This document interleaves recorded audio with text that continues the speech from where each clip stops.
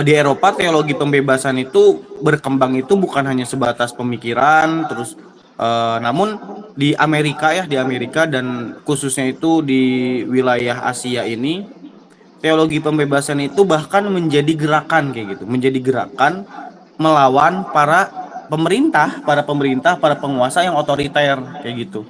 Nah, seperti halnya di India kayak gitu pada saat itu, siapa sih Bang Fadil, saya lupa tuh, yang Ahmad Khan itu, terus juga Asghar Ali Engineer itu menjadi tokoh-tokoh teologi pembebasan yang melawan para pemerintahan yang apa namanya, ya, melawan pemerintahan sekaligus para ulama kayak gitu loh, para ulama di sana yang ya membelenggu pemikiran, yang membelenggu umat Islam kayak gitu.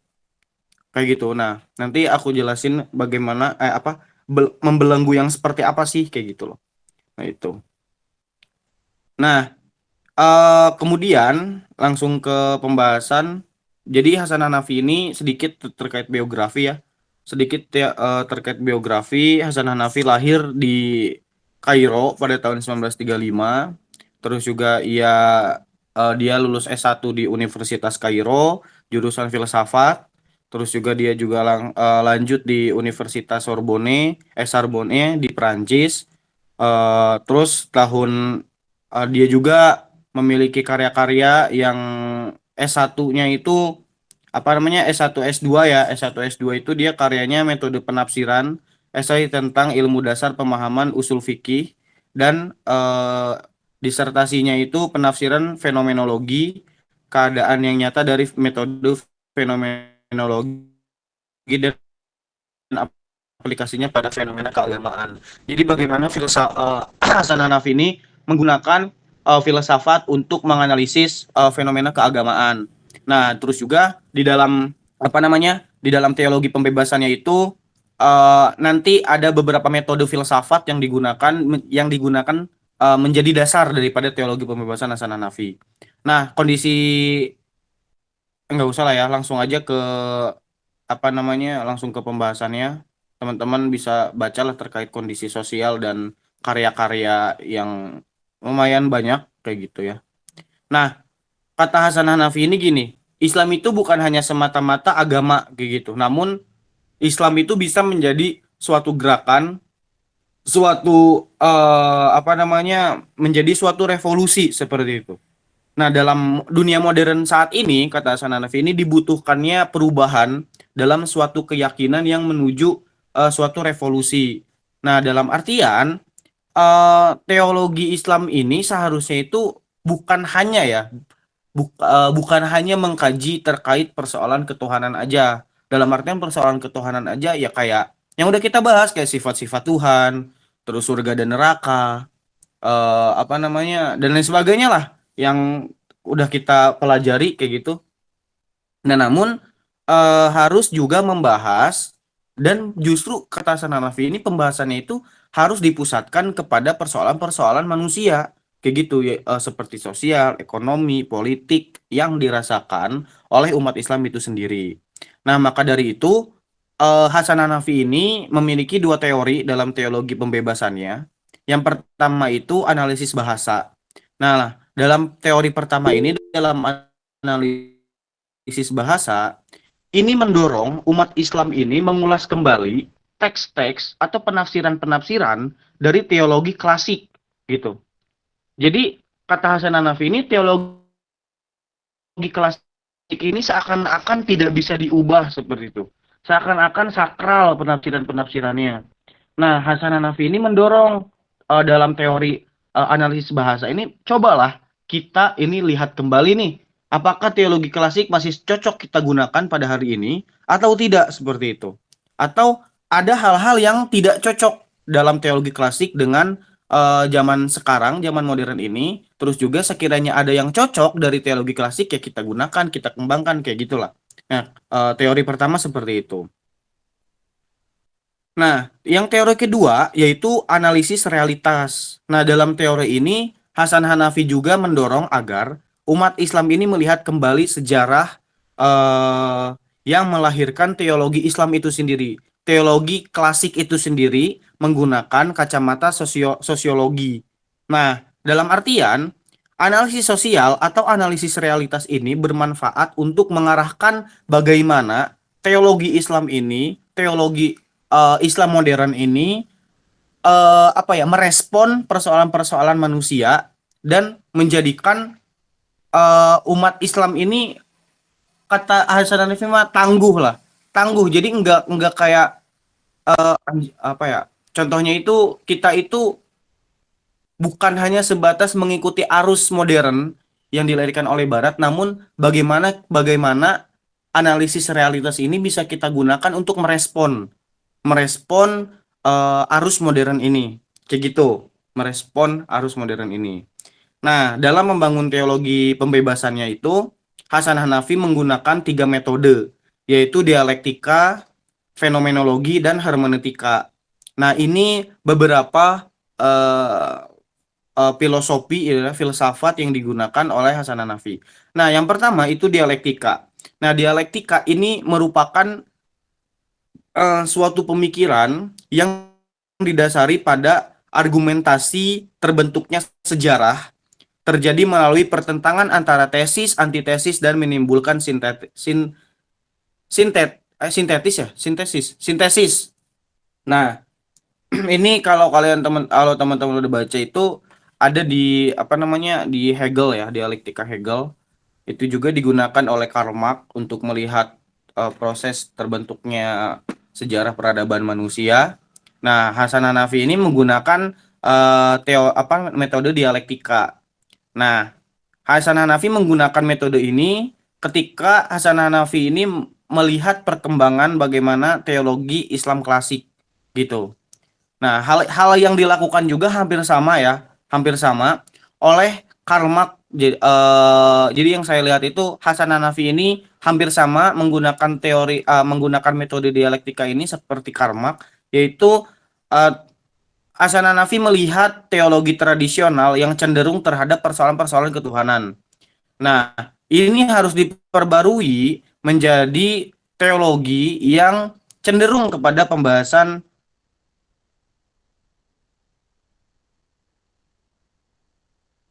Hasan Hanafi menggunakan metode fenomenologi. Nah, metode fenomenologi ini digunakan oleh Hasan Hanafi ini untuk pertama untuk menganalisis, untuk juga mendeskripsikan, menggambarkan, memahami fenomena-fenomena sosial, fenomena ekonomi, fenomena politik yang terjadi dalam Islam serta berbagai tantangan barat kayak gitu. Nah, dengan metode ini juga Hasan Hanafi menegaskan bahwa Islam itu dipandang gitu ya. Islam itu dipandang bukan dalam kacamata barat kayak gitu.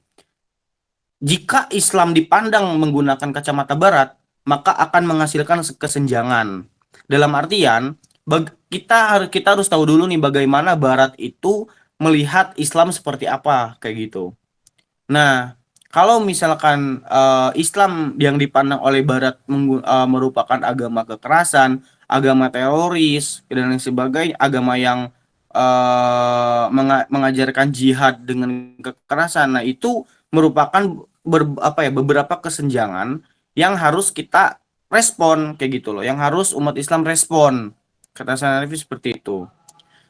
Nah, yang terakhir, Hasan Hanafi ini menggunakan metode hermeneutika, yaitu untuk bertujuan untuk menjelaskan terkait teologi yang cenderung kepada persoalan kemanusiaan.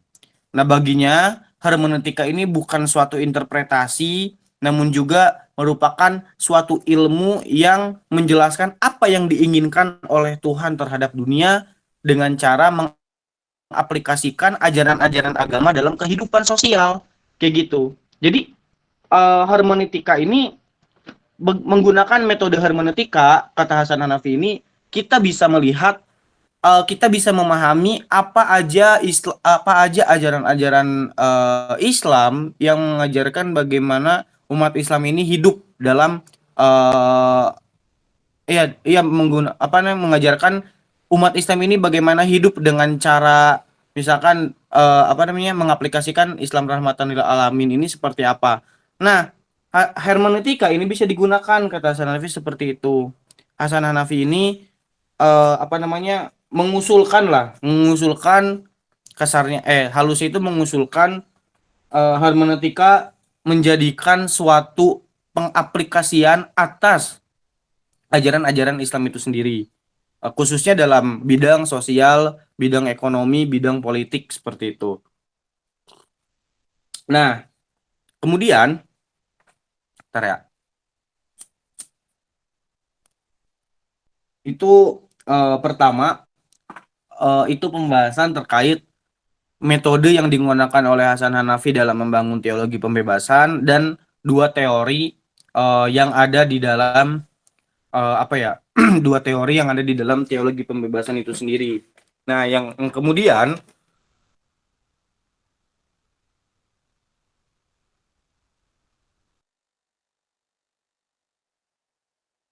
akidah juga merupakan suatu hal yang dijadikan rujukan gitu ya. Sama kayak tadi saya sebutin tauhid kayak gitu ya. Nah, namun kata Hasan Hanafi ini, akidah bukanlah suatu hal yang mapan. Namun akidah secara garis besar bertujuan membawa arti bagi manusia. Nah, dengan kata lain, dalam perkembangannya pun akidah menjadi salah satu faktor atas perilaku manusia. Nah, jadi ketika kita mengkaji suatu persoalan tauhid, nah pada akhirnya tauhid ini mendorong bagaimana umat Islam ini menyusun ulang konsep tauhid yang telah kita terima gitu ya, telah kita terima dari guru-guru kita, dari kalangan-kalangan ulama klasik kayak gitu, menjadi akidah yang dapat menyelesaikan persoalan kemanusiaan kayak gitu. Misal di pesantren saya waktu itu atau di kampung gitu ya, di rumah, apa ya, tauhid itu hanya sebatas mengesahkan Tuhan, udah hanya sebatas itu. Jadi tauhid itu kita gak boleh menyembah apapun lagi, kita nggak boleh berharap sesuatu kepada apapun lagi selain kepada Allah. Namun di sini hal itu justru itu kata Hasan Hanafi, hal ini justru udah pasti emang seperti itu. Namun tauhid ini bukan hanya sebatas itu gitu loh, bukan hanya sebatas mengesahkan Allah kayak gitu, tapi tauhid ini harus menjadi eh, solusi untuk menyelesaikan persoalan kemanusiaan. Nah, atas dasar apa? Atas dasar kitab suci yang telah diturunkan oleh Allah kepada Muhammad, yang diajarkan juga oleh Muhammad, kayak gitu. Seperti misalkan dalam menyelesaikan persoalan ekonomi, bagaimana Nabi Muhammad ini menginterpretasikan atau mengaplikasikan apa namanya perintah Allah dalam bidang ekonomi. Nah, itu kita contoh misalkan seperti itu. Dalam hal pemerataannya, dalam hal tidak memandang bulunya, kayak gitu. Oh, ini mah kaya, oh ini mah miskin kayak gitu. Nah, enggak kayak gitu. Terus dalam perihal politik misalkan, yang cerita apa namanya, cerita Umar kayak gitu, yang langsung memberikan apa, ibu-ibu yang masak batu seperti ia mengangkat roti atau makanannya kepada ibu-ibu tersebut maksudnya. Nah, hal ini kita bisa contoh dalam artian ketika kita menjadi pemimpin itu tidak ada sekat kayak gitu loh, tidak ada sekat dengan masyarakat. Nah, nggak ada birokrat-birokrat lah kayak gitu, nggak ada tuh koordinator-koordinator kayak gitulah, kasarnya seperti itu. Eh apa namanya, nah itu yang kata Hasan Hanafi itu apa ya, coba itu kita lihat bagaimana Nabi Muhammad ini dalam perihal memimpinnya, tetap ya maksudnya merujuk kepada eh, hal-hal yang dilakukan oleh kepada Nabi itu ya, kepada Nabi Muhammad. Nah, kemudian Hasan Hanafi ini memaknai tauhid bukan lagi hanya suatu konsep yang menjelaskan tentang keberadaan Tuhan, kebesarannya, kekuasaannya, keesaannya. Namun tauhid itu menjadi suatu kesatuan yang menjadikan manusia itu lebih baik dan ideal. Nah, artinya arti. Kemudian Hasan Hanafi menjelaskan em, menafsirkan la ilaha illallah itu mengandung dua makna. Kata la ilaha illallah itu term la ilaha illallah mengandung dua makna. Pertama, kata Hasan Hanafi, dalam kalimat la ilaha, teman-teman bisa lihat di artikel, dalam kalimat la ilaha terkandung makna penyangkalan, Kedua, dalam kalimat ilallah terkandung afirmasi. Nah, maka dari itu kalimat la ilaha illallah berisi dua perbuatan. Yang pertama itu perbuatan negatif yang menyangkal seluruh wujud ketuhanan dan perbuatan positif yakni kesadaran atas dirinya bahwa Allah Subhanahu wa taala merupakan zat yang paling tinggi. Nah, perbuatan negatif yang terkandung dalam kalimat la ilaha akan menjauhkan manusia dari seluruh bentuk penindasan, hegemoni dan sikap penghambaan kepada sesama makhluk. Sedangkan perbuatan positif akan menjadikan manusia sebagai makhluk yang sempurna atas pengabdian dirinya kepada Tuhan yang Maha Esa dan sadar atas kesamaan derajatnya setiap manusia. Nah, jadi bisa kita lihat bahwa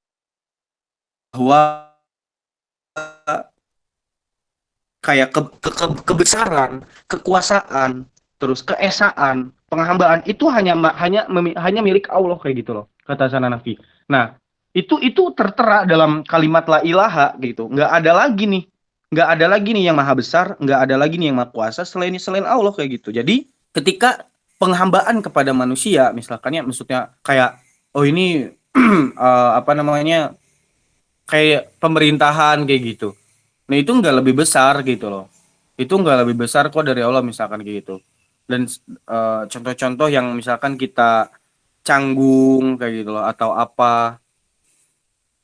Nah itu ada dan itu dijelaskan oleh Hasan Hanafi seperti itu. Jadi Hasan Hanafi dalam La ilaha illallahnya itu menjelaskan bahwa tidak ada kebesaran selain Allah, tidak ada apa ya, maha penguasa itu selain Allah, terus juga dalam pengertian ini juga Hasan Hanafi juga apa namanya dalam kalimat la ilahanya itu menjauhkan manusia dari segala bentuk daripada penindasan, penghukuman, hegemoni, dominasi dan sebagainya yang memang menyebabkan kerugian atas manusia itu sendiri. Dan itu udah kita bisa lihat dalam sejarah kayak gitu loh. Di India misal di India terus juga di Jerman, di Inggris. Nah, itu bagaimana para burjuasi itu menindas para proletariat dan sebagainya. Nah, itu teman-teman bisa lihat dalam sejarah kayak gitu. Nah, kemudian apa namanya? Dalam tauhid juga bagaimana Hasan Hanafi ini menjelaskan terkait kecenderungan kepada pengaplikasian seluruh dalam aspek kehidupan kayak gitu ya. Karena makna-makna yang terkandung dalam konsep tauhid ini tidak akan dirasakan jika tidak direalisasikan. Nah, terus juga dengan tegas Hasan Hanafi menjelaskan bahwa makna yang terkandung dalam konsep tauhid ini harus diimplementasikan, harus diaplikasikan dalam kehidupan dalam bentuk meniadakan Tuhan-Tuhan modern yang merugikan umat Islam. Nah, Tuhan-Tuhan modern ini kita bisa multitafsir ya. Kita bisa multitafsir bagaimana teman-teman apa namanya mengartikan Tuhan-Tuhan modern kayak gitu ya. Nah, kemudian Hasan Hanafi dalam arti Tuhan-Tuhan modern ini menjelaskan kayak apa namanya kebudayaan Barat, terus gagasan-gagasan Barat, ideologi-ideologi yang digunakan oleh bangsa Barat kayak gitu loh. Nah, itu yang digunakan oleh yang dimaksud oleh Hasan Hanafi sebagai sebagai Tuhan-Tuhan modern. Ya, kita lihat sekarang gitu loh. Ini buktinya. Kita bisa lihat dengan pembuktian budaya yang seperti apa yang menjadi kiblat seperti itu loh. Apakah budaya Korea atau budaya Barat kayak gitu. Dan itu bukan diinisiasi oleh umat Islam itu sendiri kayak gitu loh. Terus juga kayak ideologi atau isme-isme kayak liberalisme kayak gitu loh. Terus apa namanya pluralisme seperti itu. Nah, itu teman-teman bisa analisis dalam hal tersebut kayak gitu. Nah, maka dari itu lanjut dalam persoalan kemanusiaan tauhid menjadi solusi kayak gitu ya, yang paling konkret kata Hasan Hanafi, untuk mengupayakan kesatuan umat manusia tanpa melihat perbedaan seperti ras, suku, budaya, kelasnya dan sebagainya. Dalam tauhid ya kita satu kayak gitu kata Hasan Hanafi. Baik mau lu hitam, mau lu putih, mau lu kaya, mau lu miskin kayak gitulah kasarnya kayak gitu. Nah, ini apa namanya apa nih mau lu apa namanya sih? Nah, ini itu disatukan kata Hasan Hanafi. Ini disatukan dalam satu dasar itu ya, satu hal yang fundamental yaitu ya tauhid itu sendiri kayak gitu. Nah, namun dalam pengaplikasiannya ini justru malah jauh daripada kata apa namanya kesatuan itu kayak gitu loh.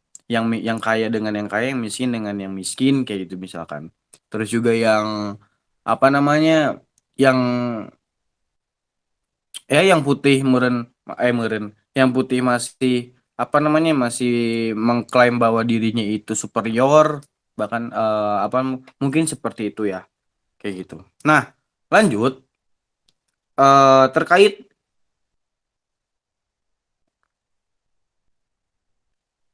konsep tauhid juga. Nah, konsep tauhid inilah kata Hasan Hanafi yang erat dengan sifat Al-Qur'an untuk menciptakan kesejahteraan, kebebasan dan keadilan kata Hasan Hanafi seperti itu.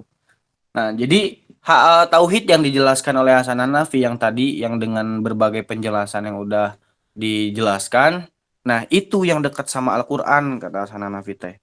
Karena memang tokoh-tokoh apa namanya tokoh-tokoh teologi pembebasan yang lain pun tetap merujuk kepada Al-Qur'an yang menyerukan kesejahteraan, yang menyerukan kesetaraan, yang menyerukan kebebasan manusia, keadilan manusia dan sebagainya kayak gitu.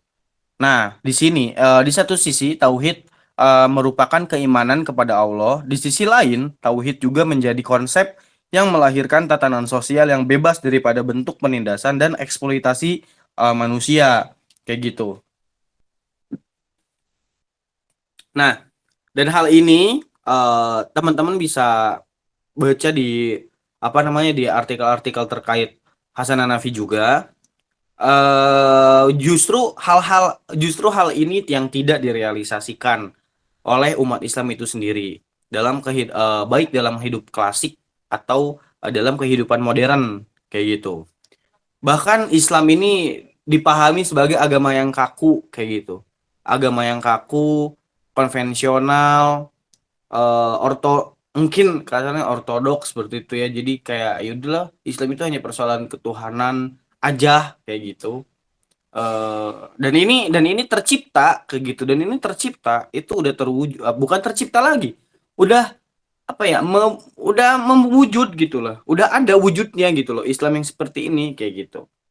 Nah, maka dari itu berangkat daripada realitas tersebut adanya keinginan Hasan Hanafi untuk memperbaharui konsep tauhid yang selama ini dipahami oleh umat Islam yang hanya sebatas mengesahkan Allah aja gitu ya.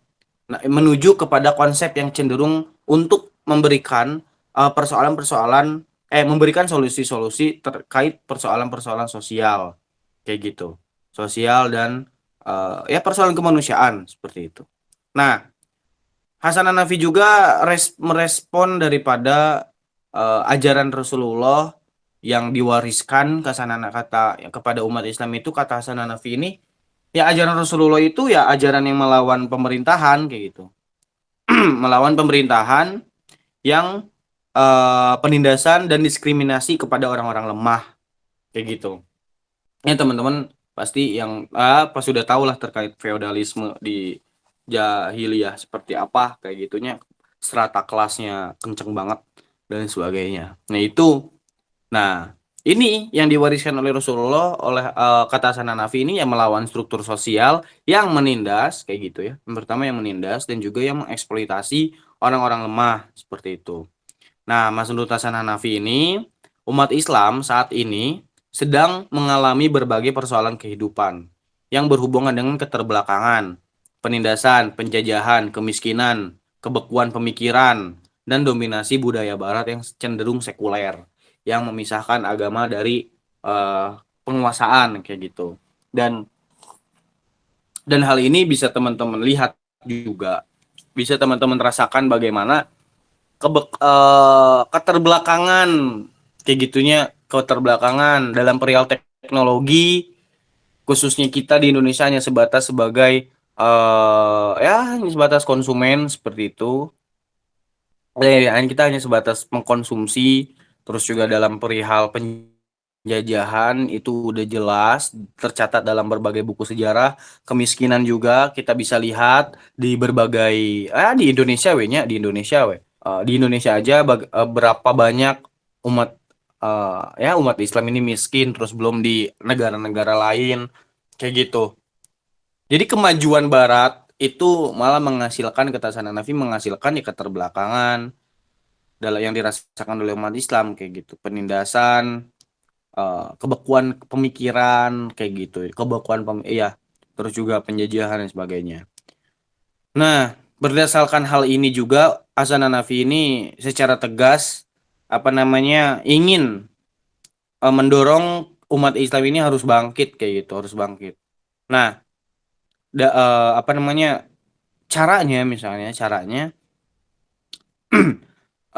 Hasan Hanafi menegaskan bahwa teologi ketuhanan atau teologi ketuhanan itu harus diperbaharui sesuai dengan kebutuhan umat Islam saat ini dan harus relevan dengan zaman kayak gitu, dan harus relevan dengan zaman. Nah, maka dari itu Hasan Hanafi dalam teologi pembebasannya itu menciptakan kiri Islam, yang menjadi suatu teologi baru yang cenderung kepada persoalan-persoalan kemanusiaan. Nah, di samping itu, teologi pembebasan ini tidak menegasikan atas persoalan-persoalan ketuhanan yang terus tadi dikritik oleh Hasan Hanafi, kayak gitu. Namun Hasan Hanafi ini mencoba untuk merubah kepada persoalan kemanusiaan. Jadi yang awalnya ini persoalan ketuhanan ini ya diubah menjadi persoalan kemanusiaan. Nah, dasarnya apa? Ya dasarnya tauhid gitu loh. Dasarnya ajaran Islam itu sendiri kayak gitu. Namun yang diubah itu pembahasannya aja gitu loh. Fokus daripada teologinya aja gitu yang di apa namanya yang diubah kayak gitu. Dan itu bagi saya itu udah terwujud di Indonesia itu sendiri kayak gitu. Bagaimana misalkan Muhammadiyah ini melihat daripada aspek pendidikannya, banyak sekolah-sekolah, rumah sakit, bagaimana NU ini apa namanya berkolaborasi dengan apa namanya para pemerintah, terus juga ruang-ruang strategi seperti Kemenak dan lain sebagainya itu diisi oleh orang-orang NU yang ya bisa dibilang itu mengedepankan persoalan-persoalan kemanusiaan seperti itu. Kayak apa namanya konflik umat beragama itu menjadikan headline apa namanya agar menciptakan satu solusi baru yaitu moderasi beragama, kan itu maksudnya salah satu bentuk daripada kemajuan Islam itu sendiri sih bagi saya di Indonesia kayak gitu. Jadi bukan hanya persoalan-persoalan yang apa namanya persoalan-persoalan terkait ketuhanan, namun NU, Muhammadiyah dan yang lain sebagainya lah. Mungkin itu udah fokus kepada persoalan-persoalan kemanusiaannya seperti itu. Nah, itu kemudian kiri Islam ini jadi dulu itu ada al urwah al wuthqa. Itu mungkin teman-teman atau Bang Fadil pernah mendengar kata-kata itu. Namun ini berbeda dengan kiri Islam. Nah, kiri Islam ini apa namanya lahir atas segala bentuk perbedaan yang terdapat di dalam tubuh Islam itu sendiri. Dalam apa namanya tubuh Islam itu sendiri ya, yaitu kayak penindasan dan yang ditindas, berjuasi dan proletar, kuat dan lemah dan sebagainya. Kiri Islam itu lahir atas dasar itu. Nah, namun Al-Urwah Al-Wusko ini kata Hasan Hanafi itu hanya memperhatikan kalangan intelektualnya aja kayak gitu. Bagaimana kalangan-kalangan intelektualnya itu diperhatikan namun tidak dengan bawahnya, dengan tidak masyarakat sipil kayak gitu, masyarakat sipilnya seperti itu. Nah, kiri Islam yang dilahirkan oleh Hasan Hanafi ini adalah konsep untuk menggantikan peradaban Barat, peradaban yang telah didominasi oleh Barat kayak gitu. Peradaban yang telah didominasi oleh Barat. Nah, seperti apa namanya yang tadi saya jelasin kayak ekonominya seperti itu. eh Bentuk sekularisasinya dan lain-lainnya kayak gitu. Nah, kiri Islam ini sangat berperan juga untuk melawan kelompok penguasa kayak gitu ya, yang menguasai sistem ekonomi secara global. Jadi, aduh dulu kram kram, benar. Nah, jadi kiri Islam ini juga menjadi peringatan kepada umat Islam terhadap perluasan kebudayaan. Oleh karena itu, kiri Islam ini juga mempertahankan bagaimana kita Islam sendiri ini mempertahankan budaya Islam itu sendiri. Nah, budaya Islam ini yang apa namanya, yang bagi saya itu multitafsir juga gitu. Apa budaya Islam itu sendiri?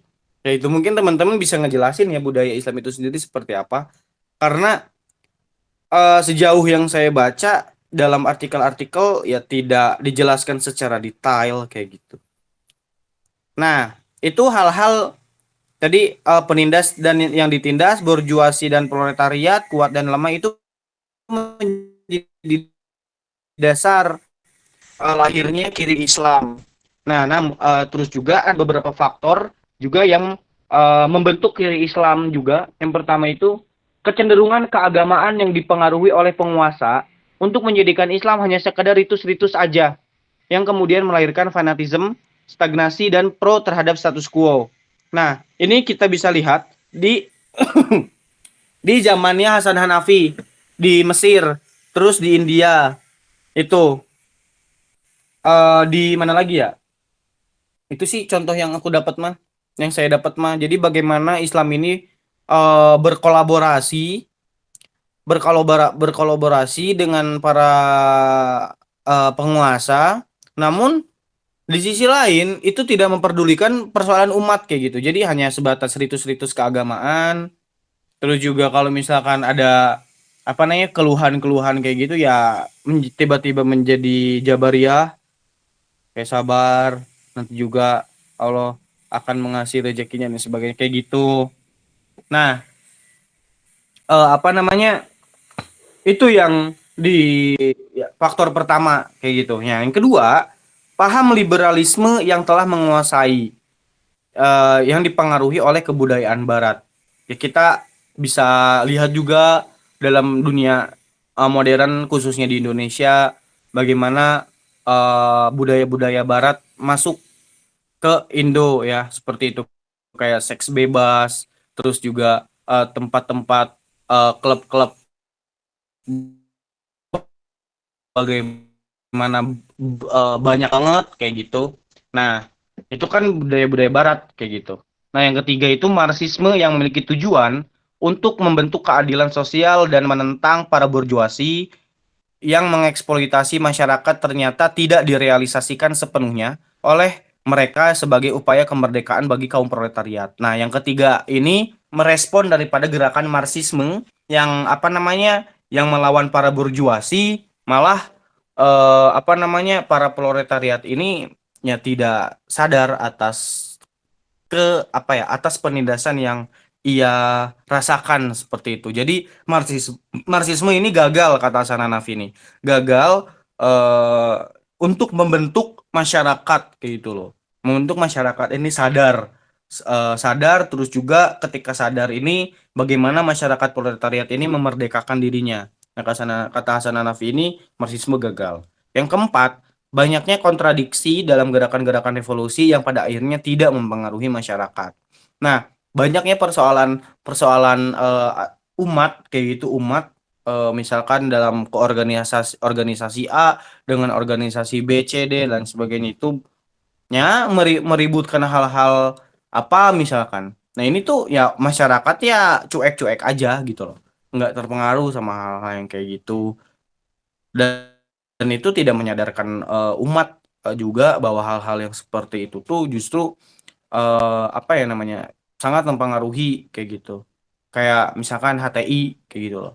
Ya hanya beberapa aja yang respon kayak gitu loh terhadap gerakan HTI kayak gitu. Palingnya kalangan akademisi, kalangan pemerintah seperti itu. Emang masyarakat peduli kayak gitu. Bahkan mungkin apakah masyarakat tahu adanya HTI kan, ya ya itu kayak gitu loh contohnya. Nah, langsung ya kepada apa namanya. Oh, 5 menit lagi ya di School Will End. Ini padahal masih ada nih pembahasannya, pembebasan akal, pembebasan umat, pembebasan budaya. Mungkin ini cukup ya. Terakhir, dalam teologi pembebasannya yang dikonstruk oleh Hasan Hanafi ini, yang pertama itu pembebasan akal. Jadi bagi Hasan Hanafi ini, akal merupakan alat untuk memahami suatu perilaku manusia, sehingga manusia bukanlah robot kayak gitu yang diperintah, yang dapat diperintah semaunya, kata Hasan Hanafi gitu.